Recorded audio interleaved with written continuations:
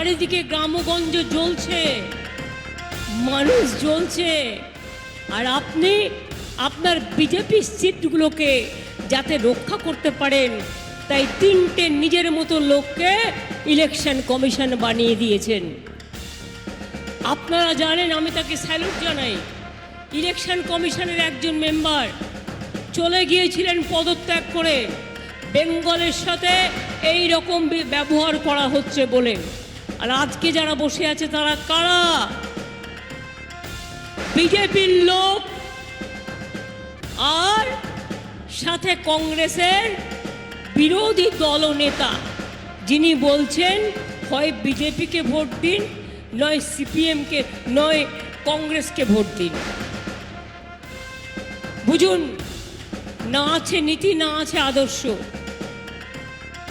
মতুয়া মা বোনেরা জেনে রাখুন, ইউনিফর্ম সিভিল কোড করছে, কাল আবার মিথ্যে কথা বলতে আসছে, আবার বিজেপি নেতারা কালকে মিথ্যে কথা বলতে আসছে মহুয়ার এখানে। তার কারণ মহুয়াকে নিয়ে ওদের খুব জ্বালা। মহুয়া যে মুখের ওপর কথা বলে দেয়, আর মহুয়া যে ওদের চমকায় না, আর মহুয়া যে ওদের ভয় পায় না, তৃণমূলটা লড়াই করে বাঘের বাচ্চার মতো। তাই ও বলে দিয়েছিল দেশে কি চলছে, কি রাগ। আমদানির পক্ষে হয়ে কেন আমদানির বিরুদ্ধে বলবে? দুই, বিদেশের কিছু কিছু লোককে, আরে কার সাথে কার বন্ধুত্ব খুঁজে বের করতে গেলে, কেঁচো খুঁড়তে গেলে সাপ বেরিয়ে যাবে। কেঁচো খুঁড়তে গেলে দিল্লির নেতাদের সাপ বেরিয়ে যাবে। কি বলতে আসবেন? 100 দিনের টাকা দিয়েছেন, দেননি। দিলীপ ঘোষ যা বলে তা করে। ওনাদের খোকাও রোজ বলেন দরজা খুলে দেন লোক ভর্তি হয়ে যাবে। দরজা ভয়ে খুলছে না, খালি হয়ে যাবে। অলরেডি সব লোকজন আসতে আরম্ভ করেছে। আর ভোটের পরে পিসি ভাইপোই দরজা খুলে বসে থাকবে। মাছি মারার লোক পাবেন না, দরজা খোলার লোক পাবেন না, জল দেওয়ার লোক পাবেন। এই সবসময় একটা কিছু মিথ্যা কথা বলে মিডিয়ার লোকেদেরকে ব্যস্ত রাখে। ওনার কথায় আজকাল পাবলিক ততটা গুরুত্ব দেয় না, কারণ উনি রোজ একটা মাথা খাটিয়ে মিথ্যা বার করেন। তার যারা উপদেষ্টা তারা এইসব গল্প দেন। আসল যে উনি কত টাকা ওনার পার্টির লোকেরা লুট করেছে, গরিব মানুষের চাকরি দিতে গিয়ে কত হাজার কোটি টাকা লুট হয়েছে, এটা কখনো বলেন না। তিনি তো দেবের বিরুদ্ধে বলেছিলেন, সেই জন্য হয়তো ওনাকে তাড়ানো হয়েছে। সময়টা খুব খারাপ যাচ্ছে ওনার। এখন কি করা যাবে? এমন পার্টিতে আছেন, সে জেলেও পাঠিয়ে দেয়, সে তাকে গালাগালিও দেয়, তাকে পদচ্যুতও করে। ভাবুন কোন পার্টিতে ওনারা আছেন। উনি তো পার্টির মধ্যে আছেন এত বছর, উনি কেন তথ্য দিয়ে দিচ্ছেন না? আমরা জানি কে কত টাকা নিয়েছে, এখানকার এমএলএরও টাকা নিয়েছে, আমার কাছে তথ্য আছে।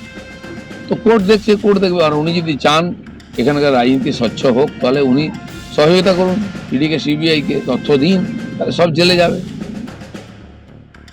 নির্বাচনে দল যাকে মনোনীত করে প্রার্থী করে সিম্বল দিয়ে পাঠায়, আমার ব্যক্তিগত পছন্দ হোক বা অপছন্দ হোক, ব্যক্তিগত মতামত দায়ী থাক, দলের অনুগত সৈনিক হিসাবে তাকে কাঁধে করে নির্বাচনে জেতানোই একমাত্র কাজ হওয়া উচিত দলের সময়। সেক্ষেত্রে কুণাল ঘোষের কিছু বক্তব্যকে কেন্দ্র করে তিনি কিছু বক্তব্য রেখেছেন, যদিও সেটা অরাজনৈতিক মঞ্চ ছিল।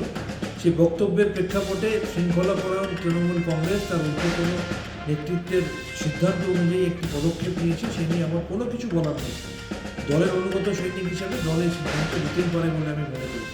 এটা যেমন 100% ঠিক, আবার এটাও 100% ঠিক যে বিভিন্ন সময় বিগত কয়েক মাসে বা কয়েক বছরে আমাদের দল যখন অস্বস্তিকর এবং বিব্রতকর সিচুয়েশনের সামনাসামনি হয়েছে, তখন আমি ডক্টর শান্তনু সেন বা কুণাল ঘোষ বা আমাদের মতো হাতে গুনে কয়েকজন, আমরাই কিন্তু অগ্রপশ্চাৎ বিবেচনা না করে দল দায়িত্ব দিয়েছে বলে দলের মুখপাত্র হিসাবে দলের জন্য বলে গেছি, দলকে প্রোটেকশন, দলের হয়ে ডিফেন্ড করে গেছি, বিরোধীদের চাঁচাচোনাভাবে আক্রমণ করেছি। আমি তো আমাকে দিয়ে বলতে পারি, আমাকে একাধিকবার প্রত্যক্ষ এবং পরোক্ষভাবে সেন্ট্রাল এজেন্সির ভয় দেখানো হয়েছে, নানা রকম ভয় দেখানো হয়েছে।